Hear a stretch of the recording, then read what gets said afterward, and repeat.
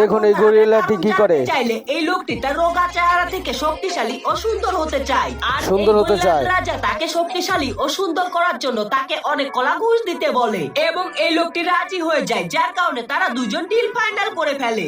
এবং এই গরিলাদের রাজা লোকটিকে সুন্দর দেখানোর জন্য তার টাক মাথায় নিজের শরীর থেকে কিছুটা লোম ছিঁড়ে থুতু দিয়ে লাগিয়ে দেয়। এরপর এই গরিলাদের রাজা লোকটির জামা খুললে দেখতে পায় তার বডি অনেক রোগা, এবং এই গরিলাদের রাজা তার বুকে কিছুটা লোম লাগিয়ে দেয়, এবং এই গরিলাদের রাজা একটা বড় পাথর ভেঙে লোকটির বডি বানিয়ে দেয়। এরপর এই গরিলাদের রাজা খাঁচা ভেঙে মেয়েটির কাছে চলে যায় তাকে বিরক্ত করতে, যেন এই ছেলেটি গরিলাটিকে তাড়িয়ে দিয়ে নিজেকে শক্তিশালী প্রমাণ করতে পারে। তবে এই গরিলাটির সাথে কি হয়, যার কারণে সে গরিলাটিকে এক হাত দিয়ে তুলে আবারও খাঁচার ভেতরে ছুঁড়ে মারে।